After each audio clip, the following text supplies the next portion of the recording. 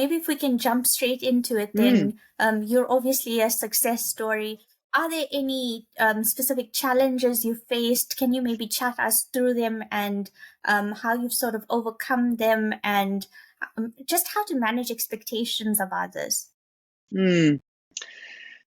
Yeah, Lou, I mean, I think, when even in journeys to inspire, we're all highly capable women who have come together. We're all success stories, and we all have our challenges. And I think every conversation I'm in, not just with this group of people, but even, when in the workplace and through my career, I've had very, very inspiring conversations. Everybody faces challenges. Everyone seems to have a story around having to overcome certain limitations or certain backdrops in terms of, whether obviously we come from a country of apartheid and difficulty. So I think everybody has their difficulties that they have to overcome. For me specifically, like I mentioned, 30 years ago, I realized, well, probably longer, as a young kid, 15, 16, I'm 51 now. I realized that I was gay. Now, if you think back to 30, 32 years ago, that was a pretty scary place for a young girl, in fact, where I found myself. And I referenced earlier, so just being highly capable. I was a very highly capable sports person. So I played squash professionally from a very young age. I was sort of nationally ranked #1 in the country.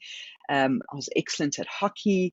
I was always competing against the boys, for example, in squash, and I was just highly capable. So at 12, 13, I was sort of playing above my league. Even in squash, I was playing women's league at the age of 13, 14. I was competing against guys.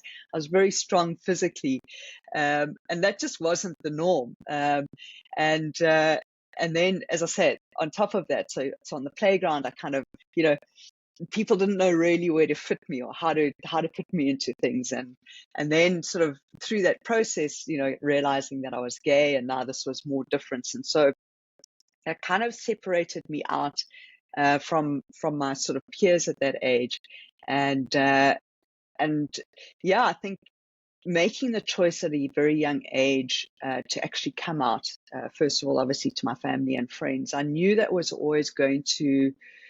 Yeah, again, just sort of, it was a difficult time, being gay 30 years ago was not accepted, just sort of within society, and there were laws against it. In fact, you could be sort of, was like a criminal offense. So it was a very, very brave and courageous decision to stand in my truth and, share with my parents where I was at.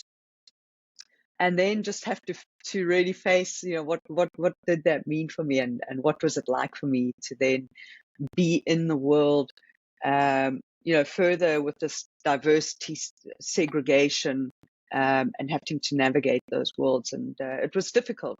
Lou, it was a difficult process, and I faced a lot of rejection. I faced a lot of, it was difficult for my family to accept. It was difficult for friends to accept. And I had various instances where, in fact, even at varsity, sort of friends who were initially going to want to live with me in digs, like no longer wanted to live with me in digs in case others thought, that they were gay. And so those were just some of the things. I remember being at a party once, and once people found out that I was gay, they asked me to leave the party. So, I found that really, really difficult. And that was, 2021. I'm not sure I really had the skills to deal with all of that. And then coming into the workplace, what was interesting is, sort of having to, and obviously South Africa progressed quite significantly. So let's just position that, and we have a very forward, our democracy and constitution is very inclusive, but it still took society some time to catch up.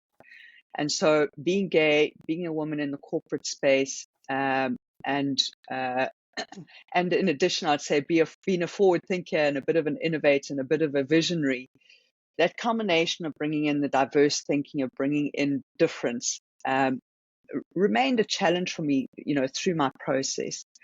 And so as I think about, these things, what I'd say to people is ultimately you're always going to have to overcome something. You're always going to have to face yourself, not because it's a form of punishment. It's just because those are the spaces in which you are invited to expand into, invited into really sort of own who you are and be in the truth of who you are.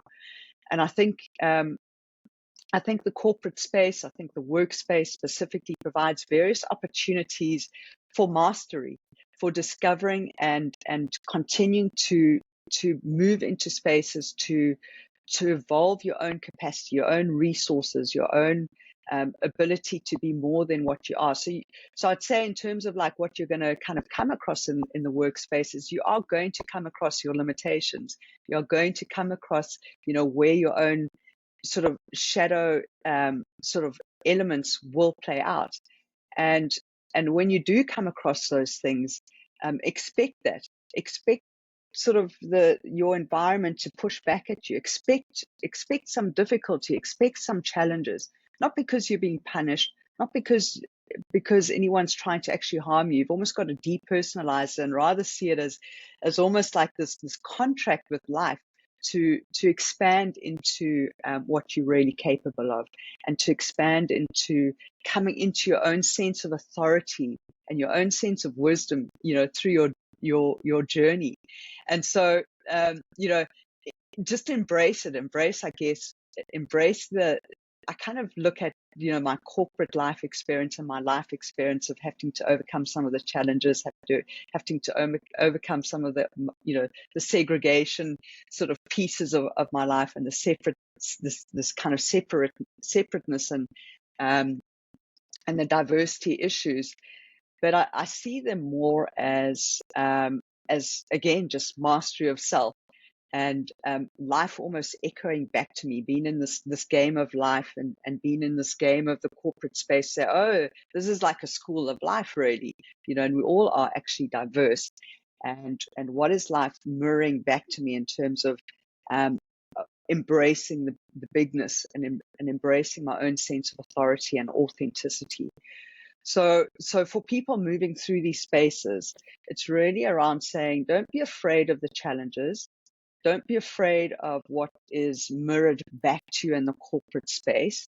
Rather, see these as showing you personally where your limitations are, and personally where the opportunity is to extend into beyond your own status quo, and to discover more of yourself and master yourself. Yes, definitely. I think embracing challenge helps you with the greatest growth. You're Oh. definitely corporate shaman. And then if I flip it, going away from the challenges, maybe have you seen